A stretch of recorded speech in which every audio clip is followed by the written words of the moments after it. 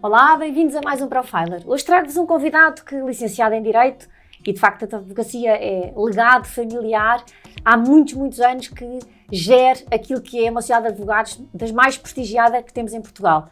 Tome nota de que é reconhecido, e já vou perceber porquê, pelo seu estilo de liderança ímpar e por antecipar proativamente os desafios do futuro do seu setor. E, portanto, tenho imenso gosto e é com imenso entusiasmo que eu recebo hoje no Profiler o João Vieira de Almeida, que é Senior Partner e Chairman da VDA. João, bem-vindo. Muito obrigado, tenho imenso gosto em estar aqui. E é mesmo verdade, tenho mesmo entusiasmo em ter esta conversa, porque já o Não ponho as expectativas demasiado altas. Já o ouvi noutros fóruns e, portanto, sei o quão inspirador e o quão pode ensinar a quem, de facto, se disponibilizar a vê-lo e a ouvi-lo. Eu normalmente começo por perguntar aos meus convidados o que é que os levou a escolher a área académica que escolheram.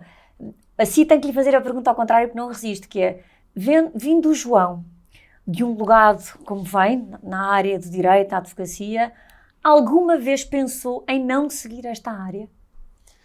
Olha, eu não só pensei em não seguir, como não segui, porque eu toda a vida achei que queria ser historiador. História foi sempre o que mais me apaixonou. E por isso, quando acabei o liceu, fui para a Faculdade de História. Não fui fazer Direito. Não me passou pela cabeça fazer Direito. Nunca tive nenhuma pressão em casa. Meu pai nunca me pressionou para fazer Direito. Sempre fomos incentivados a ir à procura daquilo que queríamos e que achávamos que era melhor.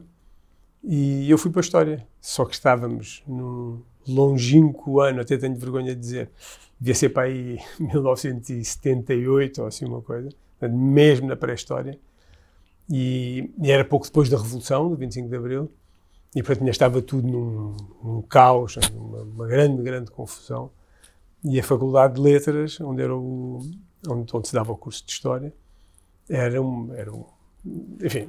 impossível ter aulas, eram reuniões permanentes, havia greves de alunos, greves de professores, e eu ao fim de um ano percebi que, primeiro, desencantei-me.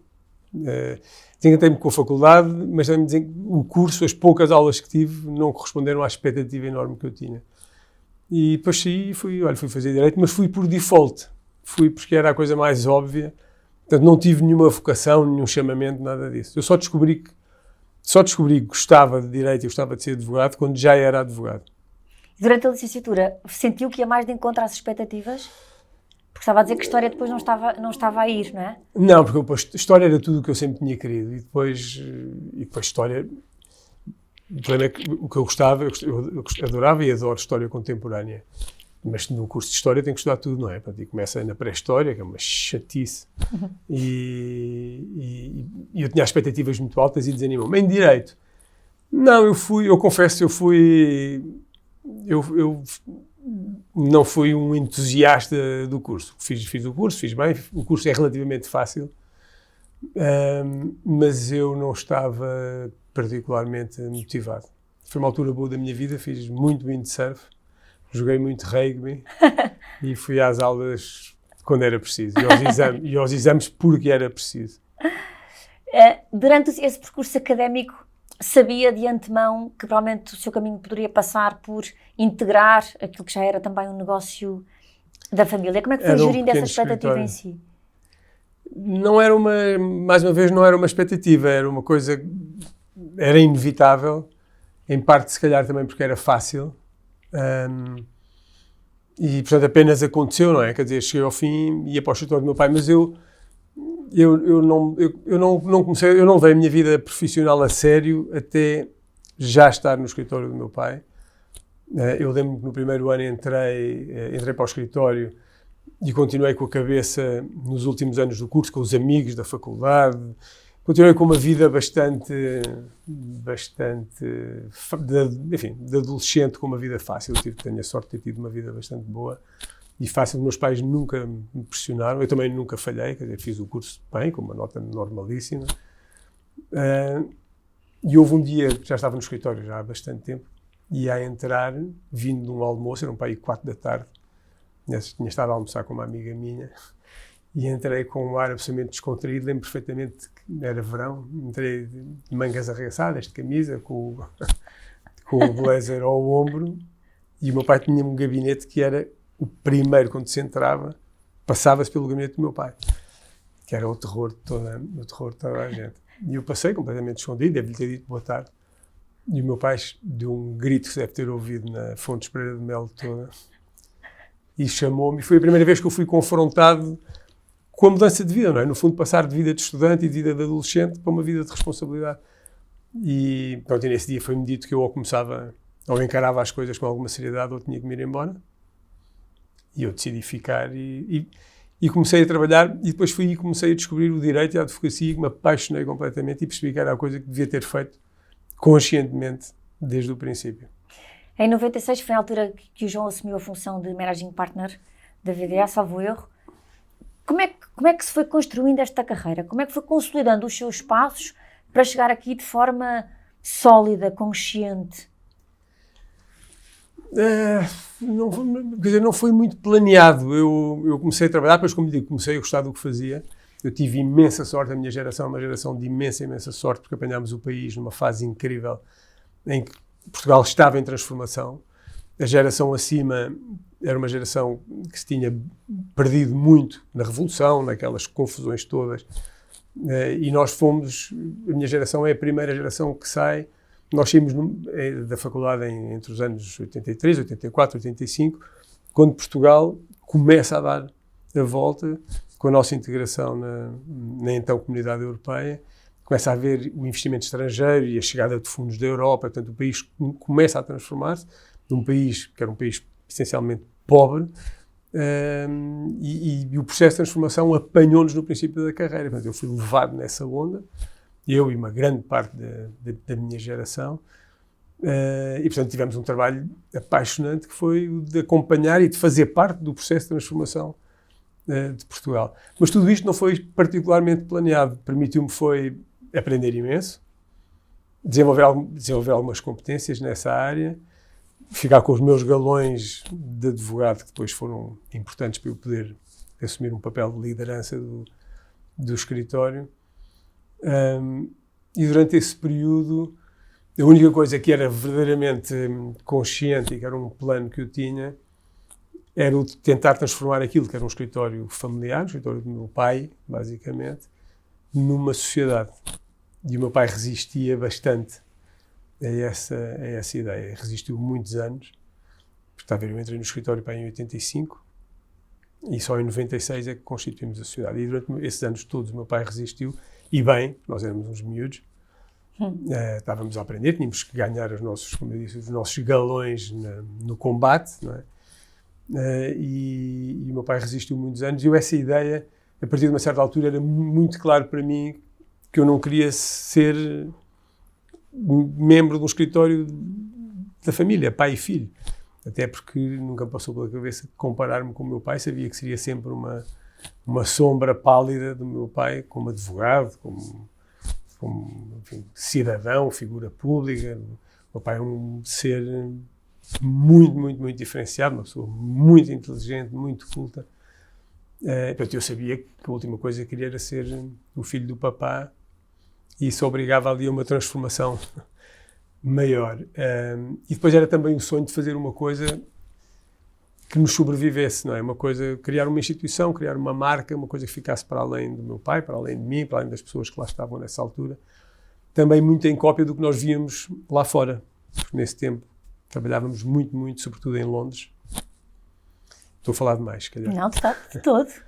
Trabalhávamos muito lá fora, porque, como lhe dizia, portanto, havia imensa coisa a acontecer em Portugal, muito investimento estrangeiro, muitas coisas vinham de fora, e nós tínhamos imensas negociações que se passavam em Londres, e eu via o que eram aqueles escritórios, já na altura centenários, que estavam também a crescer nos anos 80, hoje em dia são escritórios globais, não é? Que faturam bilhões de euros, têm milhares e milhares de advogados, e eu fui desenvolvendo o sonho de querer fazer uma coisa à nossa escala, mas parecida.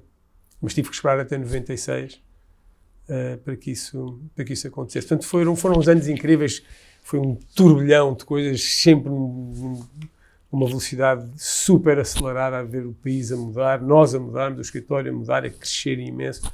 Foi fantástico. E estava a dizer que já que se trabalhou para depois formalmente poder ter a sociedade e não ser o escritório de pai e filho.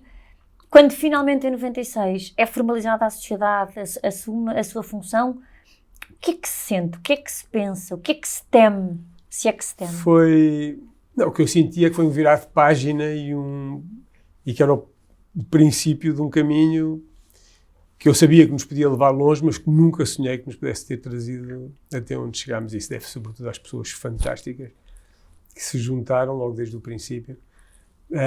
Mas foi tudo uma surpresa, porque eu chateava o meu pai regularmente a dizer, pai, vamos lá fazer uma sociedade e tal. Ele dizia-me sempre que não. E eu já fazia aquilo numa base de ritual, quase. Ia lá, já sabia que a resposta era não, mas continuava. E houve um dia em que a resposta foi sim. E eu não sei muito bem o que é que tinha-me dado. Acho que meu pai chegou a um ponto em que pensou que já tínhamos maturidade para isso. E eu fui apanhado completamente, enfim, sem estar à espera. Fiquei numa excitação enorme. Fui ter com os meus parceiros da altura, os outros advogados que lá estavam, éramos 5 ou 6, e fui dizer-lhes que o meu pai tinha autorizado e que íamos fazer uma sociedade. E na altura tive um banho frio enorme, porque isto foi antes de 96, foi para aí em 95, o meu pai foi quando me disse a primeira vez que sim. Eu fui ter com eles, disse, malta, vamos fazer uma sociedade. E eles disseram, mas qual sociedade? Eu não tinha partilhado a minha visão com eles. E, portanto, levei sopa. Disseram-me que nem pensar. Estavam muito confortáveis como estavam. E tive que esperar mais um ano. E depois foi em 96 que fizemos. E quando fizemos, foi como sair para uma maratona com a enorme esperança e a quase certeza de que haveríamos de chegar ao fim. De 6 a 550 colaboradores, a minha pergunta é, como é que se fez e como é que se continua a fazer este caminho, João? Fez com pessoas espetaculares. Não é? Eu não tenho nenhum mérito especial. Acho que se tenho algum foi ter conseguido juntar pessoas absolutamente incríveis. Não é? Desde os fundadores até às pessoas que estão hoje no escritório. E às vezes, devo dizer-lhe, até a mim me surpreendia como é que eu conseguia convencer pessoas, porque eu tenho uma admiração e que sei que são pessoas muito mais competentes do que eu em 1000 coisas. Portanto, talvez tenha esse mérito, não tenho muito mais do que isso. Isto fez com convicções, fez com valores, fez com inclusão e fez com uma ideia muito, muito, muito determinada, partilhada por quem esteve na origem, de que isto era para fazermos uma coisa para deixarmos, para passarmos. E sempre tivemos essa ideia.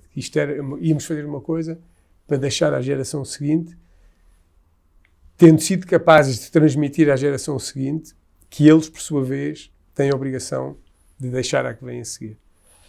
E isto foi sempre muito, muito vivido e muito partilhado e foi o que permitiu nós construirmos o escritório. Foi sempre esta ideia de fazer uma coisa maior do que nós. E de que esta coisa que nós temos, que dizemos lá, e que é verdade, que nenhum de nós é melhor do que todos nós. Portanto, esta ideia de que, funcionando em equipa, partilhando esta visão e partilhando os valores fundamentais, que não são muito importantes, não são muito especiais, no fundo é ser decente, não é o valor da decência, que conseguiríamos fazer. E pronto, e fizemos. O João, quando está a explicar, até entrelaçou assim as mãos, quando estava a explicar a que é que se propuseram de deixar, portanto, fez fisicamente o movimento de entrelaçar, de união, porque quando se constrói com essa intenção, que é, nós não estamos a construir para nós, estamos a construir para deixar aos próximos, parece que os laços saem mais reforçados ainda. Saem porque as pessoas sabem que o que está a ser feito é feito também para elas e que elas fazem parte do projeto. E uma coisa que ao fim destes anos todos eu consigo ver, e porque também tenho uma visão de paraquedas, né? Porque tive muitos anos a falar com toda a gente e a ver o escritório a crescer numa posição privilegiada, e as pessoas não têm muitas vezes esta noção. Isto também é verdade na vida, que é o impacto que cada um de nós tem nos outros e no todo. O escritório foi feito não só pelos sócios, nem só pelos fundadores, e muito menos por mim. O escritório foi feito por todas as pessoas que lá passaram e as que lá estão e as que ainda hão de entrar. Porque toda a gente tem um papel no todo. Todas as pessoas deixam alguma coisa ali na organização. E se tudo correr bem, todas elas também levam alguma coisa dos outros.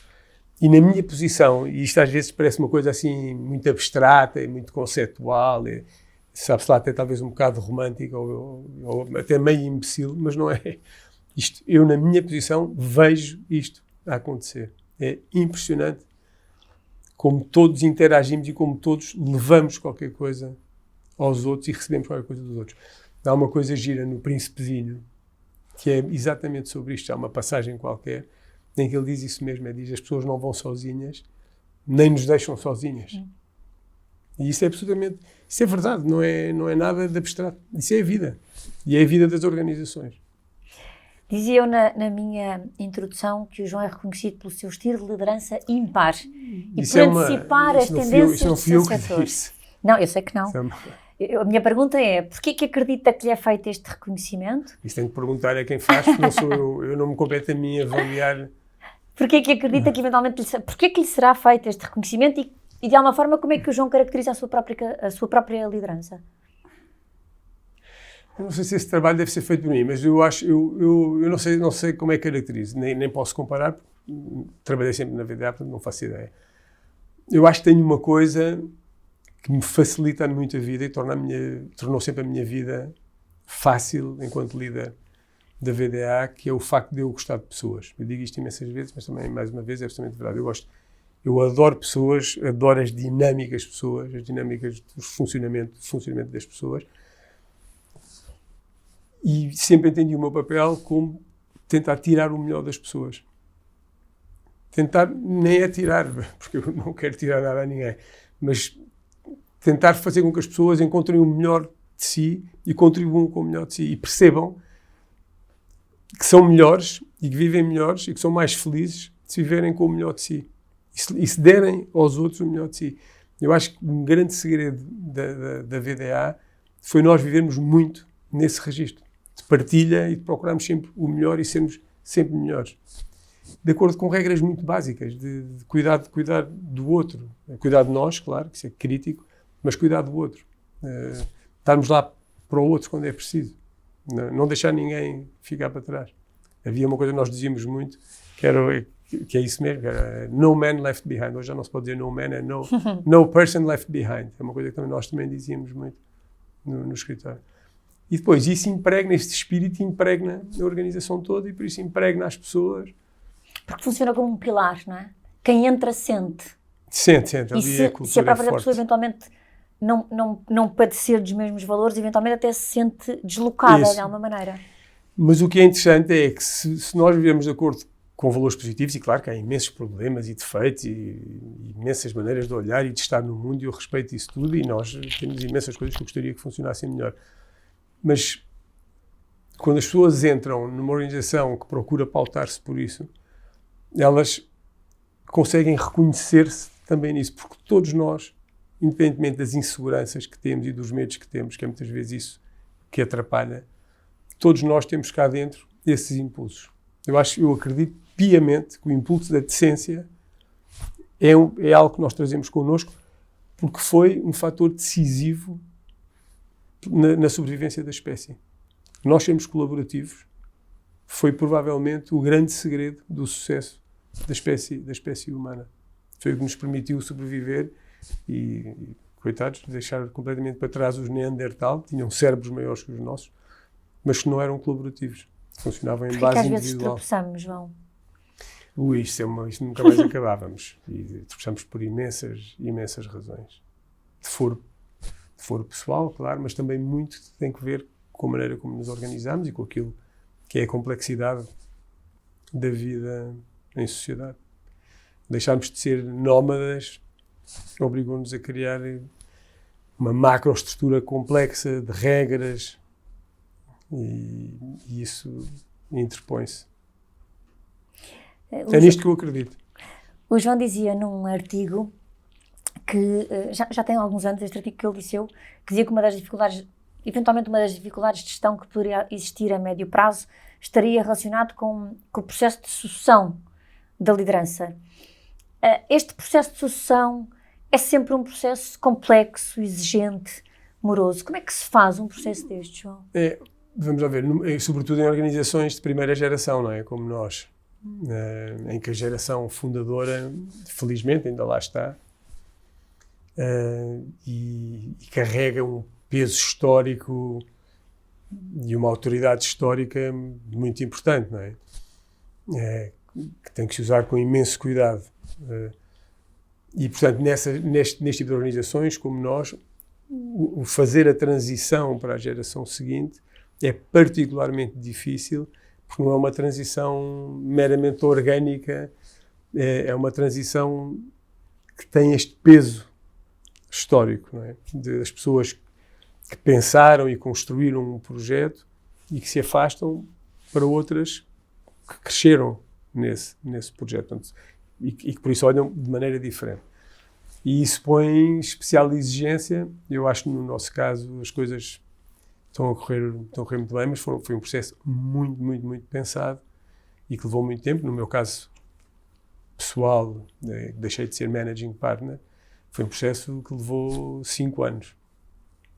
Desde a identificação da Paula, que me substituiu, até o percurso todo extraordinário que ela fez. É uma pessoa com umas competências ímpares para o lugar, quer pessoais, quer profissionais, e que fez um caminho incrível durante esses 5 anos. Foi um caminho que pensámos, os dois, e que definimos, e que cumprimos milimetricamente, e com enorme sucesso. Fui muito bem sucedido. Aliás, acho que a firma está melhor agora do que estava comigo. Está mais bem entregue do que estava comigo. O João também mencionou há algum tempo atrás que se hoje fosse novamente estudar, focaria a sua área de estudo mais na área do ambiente. Se fosse fazer direito. Sim. Eu disse isso por 2 razões. Primeiro, porque acho que é uma área que nos põe na linha da frente da solução de problemas que são críticos para a humanidade, não é? Portanto, os temas do ambiente e do clima são absolutamente decisivos para o futuro, para as gerações que vêm, e, portanto, é uma maneira de estar num palco onde se passam coisas absolutamente críticas, e acho que isso é entusiasmante. E, por outro lado, porque por incrível que pareça, uma área onde há muito pouca gente, e por isso também onde quem procura uma carreira pode encontrar um caminho. Também porque a VDA é uma organização que dá muita abertura a ideias novas, a experimentar áreas, ou seja, impulsiona muito isso. Nós temos ali um método que eu muitas vezes, até em discussões internas, muitas vezes tenho que defender esse método, porque é um método que aparenta a ausência de método. Eu sempre defendi, e continuo a achar que isso é importante, que nós devemos deixar libertar todas as ideias. E é muita gente, portanto há centenas de ideias, e há imensos grupos que se formam para explorar, para desenvolver um projeto, para fazer um programa, e muitas vezes isso parece que quem olha de fora, há tanto projeto a correr, metade dos quais vai bater no poste, mas é assim mesmo, porque a outra metade passa e marca golos, e eu sempre defendi que isso devia deixar proliferar, e que só se devia organizar a partir do momento em que há massa crítica suficiente, ou em que um projeto está numa fase de maturidade em que já se justifica começar a ser organizado de outra maneira. Portanto, nós temos sempre imensas coisas a correr, imensas ideias, imensos grupos. Uns são grupos ad hoc, outros são grupos que estão mais estruturados. E essa sempre foi a nossa maneira de funcionamento. Eu defendo, e é uma coisa que, quando a Paula me sucedeu, eu lhe disse que achava e que recomendava que ela mantivesse, é esse ambiente de permanente inquietação, permanente irrequietude, está sempre a pensar o que é que podemos fazer aqui ou ali, ou para sermos melhores. Portanto, há sempre imensa gente a fazer coisas, metade das quais não dão em nada. Uma altura em que se fala muitas vezes também tanta dificuldade em captação de talento, isso é hoje uma das coisas que também as novas gerações privilegiam, o espaço para poder ter ideias. Mas o talento nós estamos numa profissão especialmente difícil. É aquilo que se tornou o chavão, chavão, mas vamos lá ver, chavão com alguma razão de ser, ou uma boa razão de ser. O chavão das gerações mais novas, dos que estão agora a entrar no mercado de trabalho, que é a ideia do work-life balance, que é muito importante, e esse sim tem muita razão de ser, e a ideia do teletrabalho, são duas coisas que nós tentamos conjugar com as necessidades, mas que na área da advocacia são muito difíceis. O teletrabalho, por uma razão óbvia, que aprende-se, é muito, muito importante o conhecimento tácito, ou seja, o conhecimento que eu ganho por estar ao pé de pessoas que já trabalham. Não é? Um bocado como no tempo dos artesãos. Portanto, um advogado, um estagiário ganha imenso por estar a ouvir um advogado mais velho a falar com um cliente, ou a falar com uma contraparte, ou a falar com o tribunal. Portanto, a presença é muito, muito importante. E na parte do work-life balance, nós fazemos tudo e mais alguma coisa para procurar dar as melhores condições possíveis, mas nós temos um modelo horrível que vem de há 200 ou 250 anos, que é um modelo de venda de horas. Em vez de vendermos serviço, em vez de vendermos valor acrescentado, continuamos ao fim destes séculos um modelo que é pré-histórico de vender horas. E isso distorce tudo, porque todos os incentivos nesta profissão, não é só em Portugal, muito menos na VDA, em todo o lado, em todo o mundo, todos os incentivos estão à volta da hora, da produção de horas. E para quem quer ter uma vida equilibrada com o trabalho, se o foco da sua vida profissional está nas horas, e nas horas que dedica e nas horas que registra, é muito, muito, muito complicado. O meu sonho, mas acho que não vai ser para o meu tempo, o meu sonho era ver no mercado o abandono deste modelo. Mas o meu grande, grande sonho era nós sermos os primeiros a ser capazes de dar esse passo. Mas é muito, muito difícil. Muito difícil.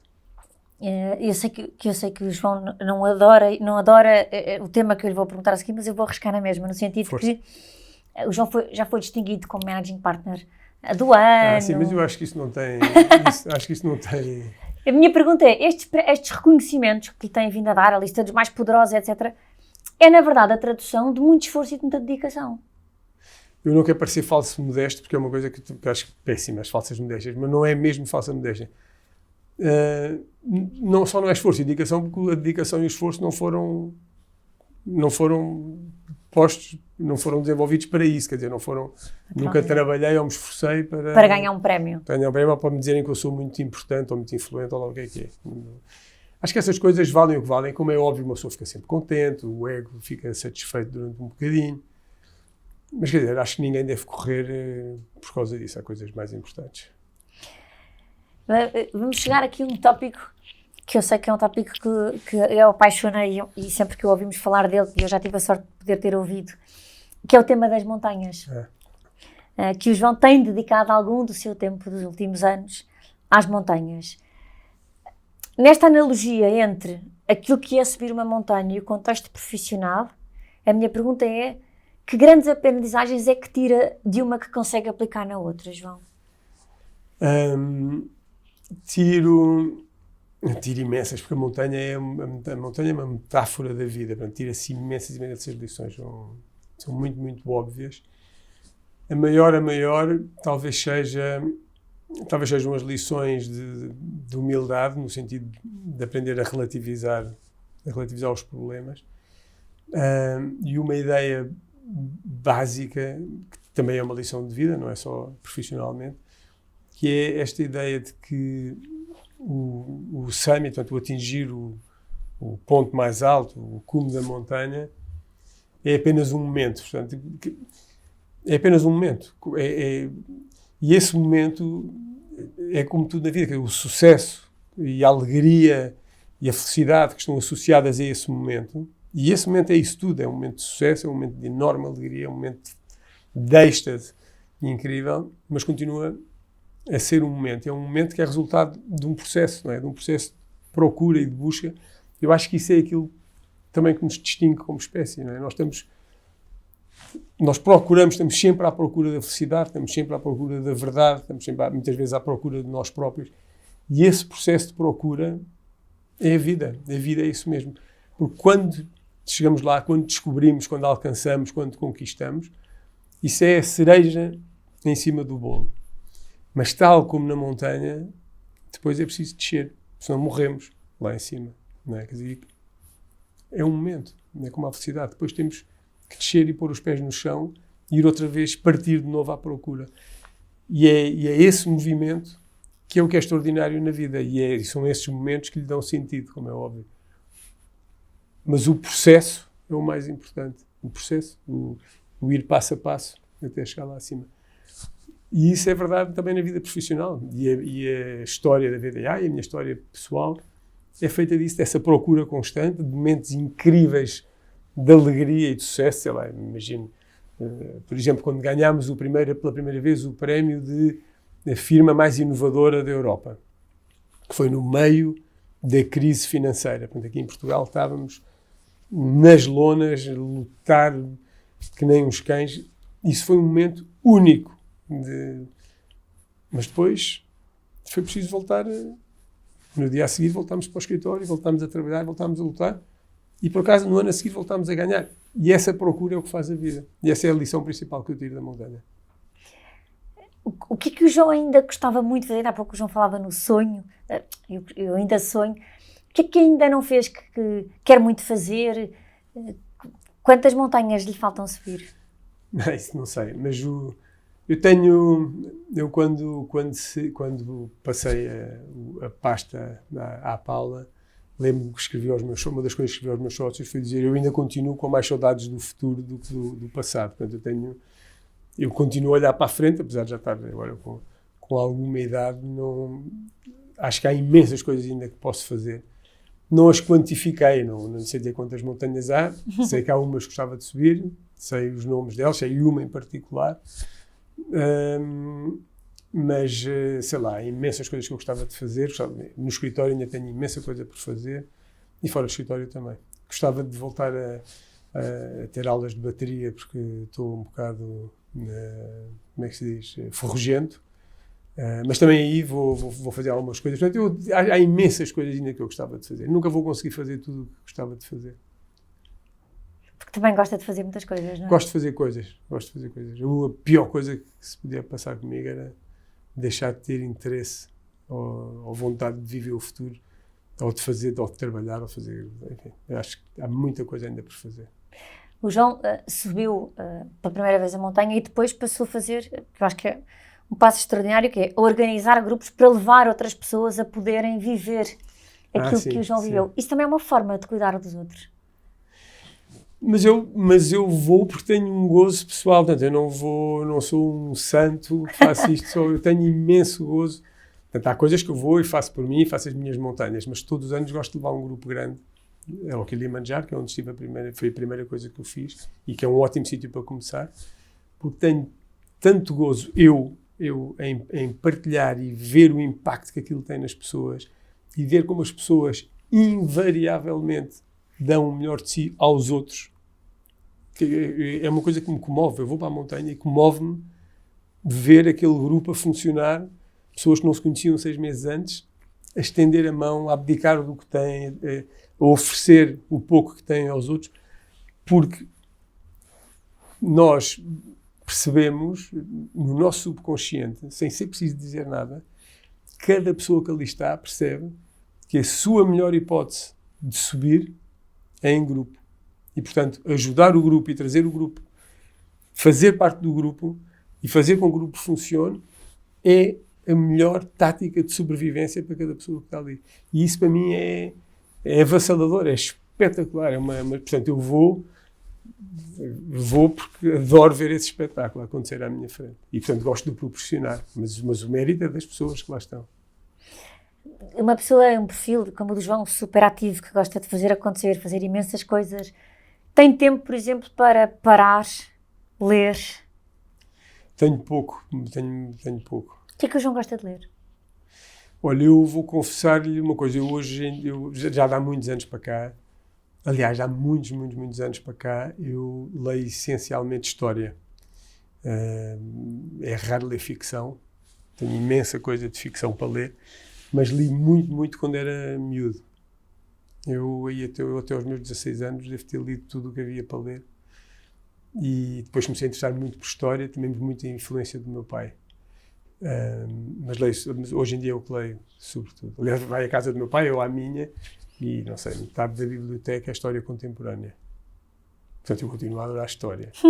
Voltamos ao princípio da nossa conversa. E é engraçado, eu uma vez fizeram-me esta pergunta e eu na altura estive a pensar nisso, nunca tinha estruturado na minha cabeça sobre isso, e descobri que é engraçado porque eu li ficção numa idade, enfim, até a adolescência.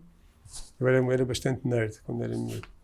E foi sobretudo influência da minha mãe. É engraçado, os grandes livros que me marcaram de ficção foi a minha mãe que me os deu, e depois disso o meu pai deu-me os livros de história e de política, ou de filosofia política, etc., que também me marcaram. E é engraçado, foi um lado foi influência da minha mãe, outro lado foi influência do meu pai. Tem muito que ver com a personalidade de cada um deles. O complemento. O complemento, exatamente. A minha mãe era uma pessoa muito, muito espiritual, e o meu pai é uma pessoa muito mais cartesiana, muito mais pragmática, muito mais virado para estas coisas, para a história, etc.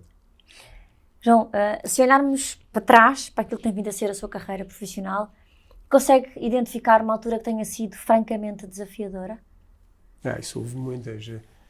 Houve muitas. Assim, a mais recente foi quando foi o Covid. Eu passei décadas a dizer aos meus sócios que não se preocupassem, porque na nossa indústria, nós não dependemos muito da saúde da economia. Nós vivemos da atividade económica e não da saúde da economia. Portanto, se a economia está a subir, há atividade, nós temos trabalho. Se a economia está a cair, há atividade de outro tipo e também temos trabalho. Toda a vida lhes disse, vocês não se preocupem, porque a coisa que nos podia acontecer e destruir é a economia parar, mas isso nunca vai acontecer. Eis que chega o Covid. E foi, imagina, o susto que foi, o que de repente pareceu que o mundo ia parar, não é? A economia travou e aquele cenário que eu lhes tinha estado toda a vida a dizer que não se preocupassem, que nunca ia acontecer, estava aos nossos olhos. E foram meses muito, muito, muito, muito difíceis, em que nós tivemos que repensar tudo, tivemos que nos preparar para aquilo que para nós era impensável, que era o escritório deixar de continuar, não é? No caminho em que vinha, ter que de repente travar. Tivemos de tomar medidas difíceis, tomámos logo a decisão de não despedir ninguém, tomámos logo a decisão de proteger as pessoas que estavam mais, tinham que eram mais mal pagas, quer do lado dos advogados, quer do lado das áreas de gestão. Portanto, assumimos logo esse compromisso entre os sócios, sem a mínima hesitação. De facto, é um grupo de pessoas espetacular. Mas depois ficámos ali uns meses a tentar perceber o que é que ia acontecer. E foram meses de comunicação permanente com as pessoas, de tentar puxar pelas pessoas, manter o escritório a funcionar, manter as pessoas ocupadas, reinventar-nos a trabalhar em casa. Foi um susto enorme, foram tempos muito, muito difíceis. O facto de ter mantido na estrutura as pessoas depois também permite que quando abre a força máxima continua lá. Sim. É? Aliás, nós passámos espetacularmente bem pela crise, quer do ponto de vista do desempenho do escritório, quer do ponto de vista do funcionamento da equipe. As pessoas foram espetaculares e perceberam aquilo que se estava a fazer e colaboraram e perceberam que eram uns pelos outros. Não é? Portanto, nós não despedimos ninguém, nunca deixámos de pagar a ninguém, e isso foi ponto de honra e faz a diferença. E tem um efeito incrível nas pessoas, incrível. Que é o efeito que o João comentava há bocadinho, que é não fica ninguém para trás. Isso. Não deixamos ninguém para trás, não é? Isso não hesitámos um minuto. João, quero agradecer-lhe a sua disponibilidade. E acho que é vetor comum em toda a sua conversa é as pessoas, o cuidar, a empatia, o espírito de grupo, de união, e eu acho que é sem dúvida assim que se pode construir. É porque as pessoas são tudo, não é? Não há organizações sem pessoas, as pessoas estão no centro de tudo, é a coisa mais importante que é. Não tenho dúvida nenhuma. Obrigada, João. Obrigado eu. Obrigada, até ao próximo Profiler.